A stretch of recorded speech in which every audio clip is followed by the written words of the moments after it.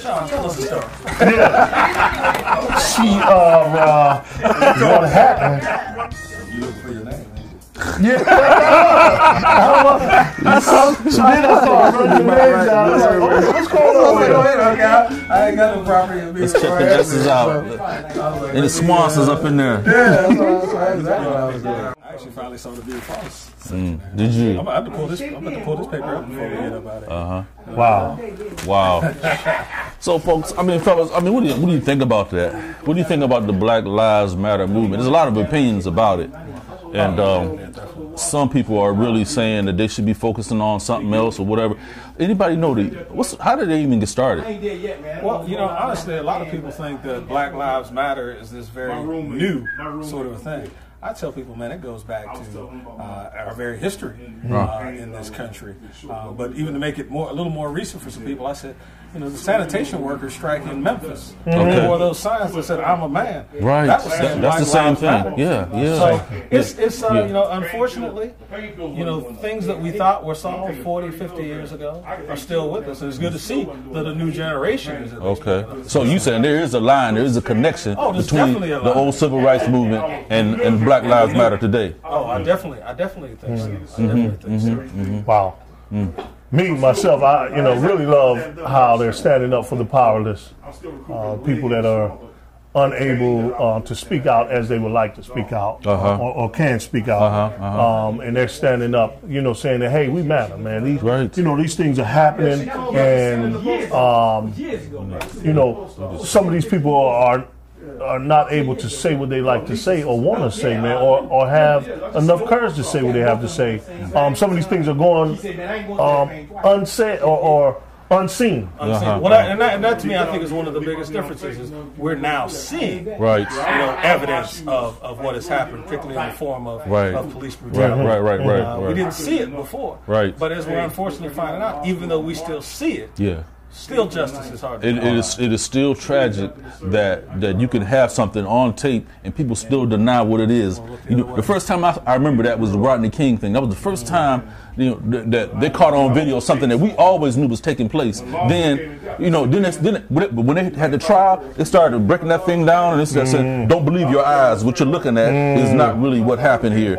See, he's being aggressive right here. He's on the ground, but he's being aggressive. He's surrounded by armed police officers, but some kind of way, he's still a threat to them, and so that really did something, and I think that was the big cause of the riots, because I think people were saying, we finally have it on tape, what we've been telling you all along, and now you still no justice. Still no justice. Well, that's one of the things that drives me crazy when I hear people respond with, well, Black Lives Matter, that's separatist. All lives matter. Now, I have to calm down before I respond to them. I said, if all lives matter, we wouldn't have to emphasize the fact that Black lives matter. That's right. Really what's going on in this country is a historic value gap where we've historically not valued Black lives. That's right. Again, it's powerful to see these young people and not so young people. Right. And it's not just blacks in the Black Lives Matter. That's right. That's right. It's people who see injustice. That's right.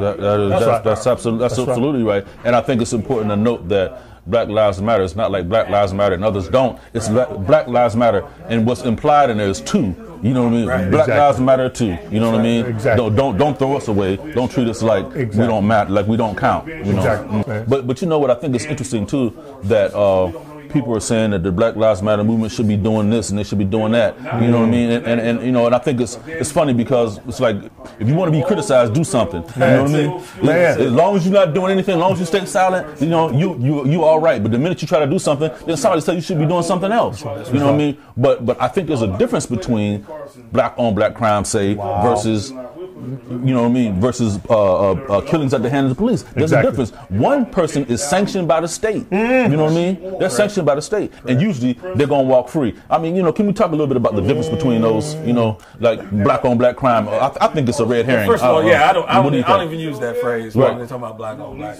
That's like you said. I think it's a diversion. You're absolutely right. We're talking about state-sanctioned, government-sanctioned killings of not only young boys but young women and not so young boys, and young women. Yes. And then we find that you don't even have to be sanctioned by the state. I mean, look at George Zimmerman. Oh, my. And the murder of Trayvon Martin. Oh, my. I mean, that is just telling you right there That's that your lives don't matter. Your story doesn't Who was he count. working for? You're Keystone not significant. Because he was basically out there working for himself. His little neighborhood, watch. Yes. But it's something how certain people feel empowered. They feel like it's their job to police other people. All right. I mean, you ever had experience like you've been someplace and somebody in the neighborhood come to you and ask you, can they help you? What you doing here? Or whatever. Country. So I end up in another neighborhood. I'm just perusing the neighborhood to say, I like how this house look. But then here come, Mr. John coming out the house.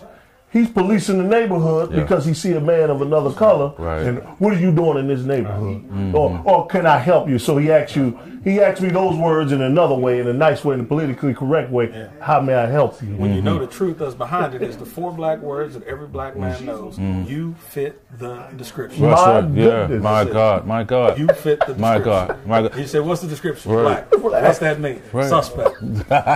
and and that's something you really feel like, if you're aware. I think we got some people that are not really conscious, you know what I mean? But for those that are conscious, it puts you in a bind. If I get lost, in fact, I was broke down once in a certain neighborhood, and I was kind of like my cell phone went out, worst time possible.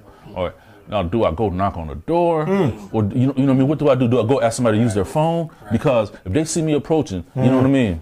What's going to happen? You know what I mean? Dusk is falling, right? You know, so it puts me in a situation. I'm like, so my best move was to start walking. That's the best move. I couldn't go up to nobody's door and ask for help. Right. And even then, you might not be safe. For real, because I'm walking. What were you doing walking in the neighborhood? What are you doing here? And can I help you? That's the code word for it. What are you doing here? I'm watching. Yeah. I'm watching. Yeah. Well, that's the thing. Trayvon was in his own neighborhood. My God. You can't walk in your own neighborhood. Yeah.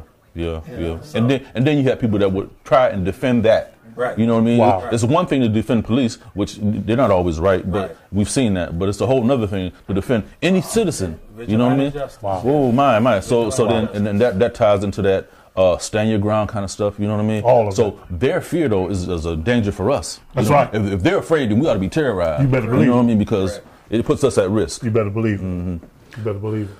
Yeah, so I just think that Black Lives Matter is an important movement in its own. If somebody else wants to do something else, you know what I mean, then they can do that. If somebody else wants to address black on black crime or other things, then they can do that. But let them do what they're doing. Well, the truth of the matter is that we are addressing those. That's issues. That's true. Those issues are being addressed by many different groups. That's right. People are scared of a Black Lives Matter moment because it's organizing and it came from the grassroots ground. You can't control what something comes from the grassroots. That's right.